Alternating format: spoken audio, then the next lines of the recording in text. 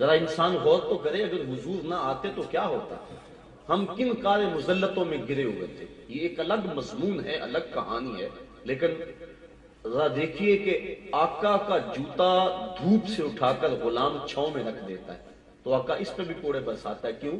کیا جرم کیا اس نے؟ کہا تو نے میرے اذن کے بغیر میرے جوتے کو ہاتھ کیوں لگایا؟ تیرے ہاتھ اس قابل کب ہوئے تھے کہ مجھے پوچھے بغیر میرے جوتوں کو ہاتھ لگا سکے؟ وہ کہتا ہے خراب ہو رہے ہیں جوتے اور اس لیے میں نے ان کو ذرا چھاؤں میں منتقل کیا۔ لیکن آقا اس کی اس بات کو، چونکہ وہ سمجھتا ہے کہ اس کے اندر عقل نہیں ہے، تبھی تو یہ غلام ہے، وہ اس کو قبول کرنے کو تیار نہیں، اور اس کو غلام کی خود سری اور تکبر اور تمرد شمار کر رہا ہے۔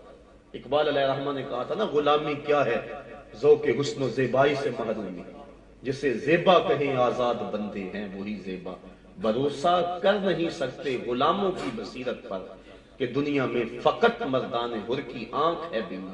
غلام کی اس بصیرت کو بھی تسلیم نہیں کیا جا رہا کہ اس نے جو چھاؤں میں جوتے رکھے ہیں اس کے پیچھے اس کی یہ عقل کام دے رہی ہے کہ خراب ہو جائیں گے۔ آقا سرے بازار کوڑے برساتا ہے کہ تو متکبر ہو گیا، تجھے پتہ نہیں، اپنی اوقات یاد نہیں رہی۔ یہ ہے انسانیت کی تسلیم۔ اب ایک جملہ کہوں، توجہ چاہوں گا، غلام آقا کا جوتا دھوپ سے اٹھا کر چھاؤں میں رکھنے کا روادار نہیں۔ جس دور میں یہ ظلمت ہے، میرے اور آپ کے آقا و مولا عرش سے پلٹتے ہیں اور بلال حبشی کو بلاتے ہیں اور کہا بلال تو کون سا نیک عمل کرتا ہے، میں نے جنت میں تیرے قدموں کی آہٹ کو سنا ہے۔ کیا خیال ہے اس ایک جملے نے دور غلامی کی ساری تھکن اتار نہیں دی ہوگی اور بلال فرش چھٹ کے فراز عرش پہ نہیں پہنچ گیا ہوگا؟ جس غلام کو آقا کے جوتے کو ہاتھ لگانے کا حق نہیں تھا، اس کو دو جہاں کا آقا کہہ رہا ہے میں نے تیرے قدموں کی چاپ کو سنا ہے، اور سنا بھی فراز جنت میں۔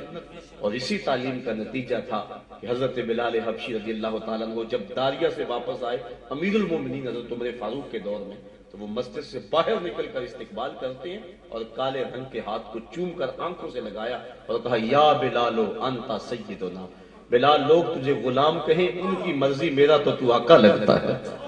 کس نے ذروں کو ملایا اور صحرا کر دیا، کس نے قطروں کو اٹھایا اور دریا کر دیا، خاک کے ذروں کو ہم دوش سریا کر دیا۔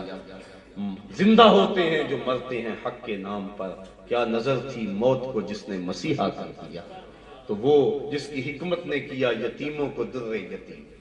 غور تو کرو، معاشرے کی ان پامال قدروں کو میرے آقا نے زندگی بخشی اور ہر شخص کو اس کا حق دیا۔ یہ ہماری شریعت کا مزاج ہے۔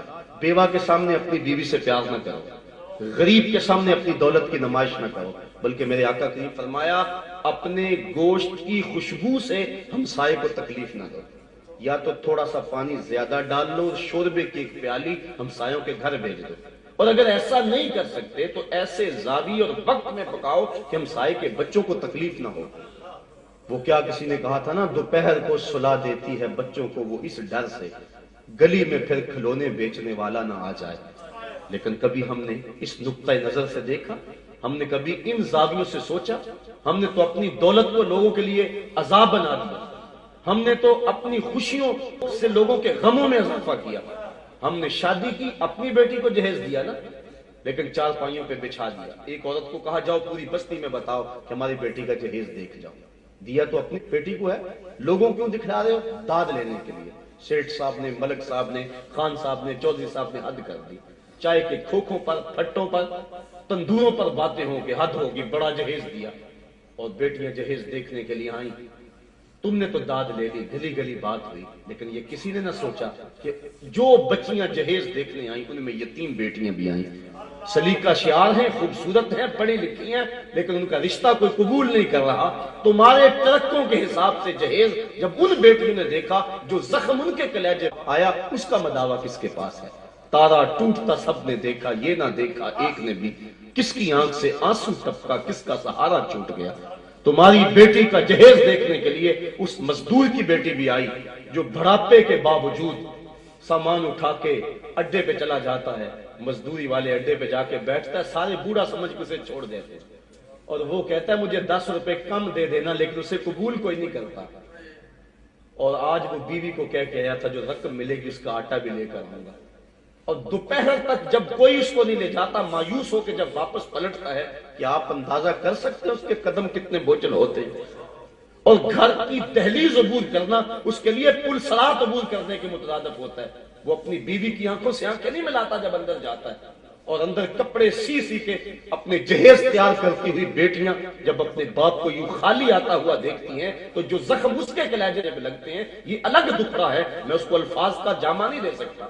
تمہاری بیٹی کا جہیز دیکھنے کے لیے اس مزدور کی بیٹیاں بھی آئیں، تم نے تو داد لے لی، لیکن جو کچوکے ان کے سینے پہ لگے اس کا مداوع کس کے پاس ہے؟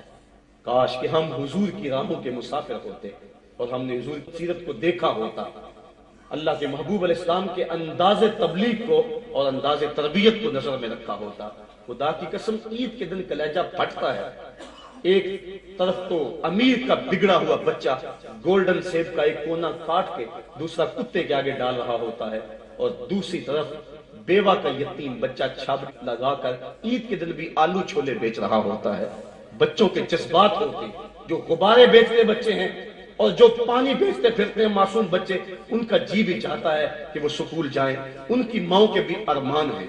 مائیں اپنے بچوں کو چاند کہتی ہیں، بچپن میں جج کہہ کے پکارتی ہیں، لیکن ان کے جذبات پہ جو بجلیاں گرتی ہیں کبھی ہم نے اس نظر سے بھی دیکھا؟ آئیے مصطفیٰ کے دامن میں پناہ لے۔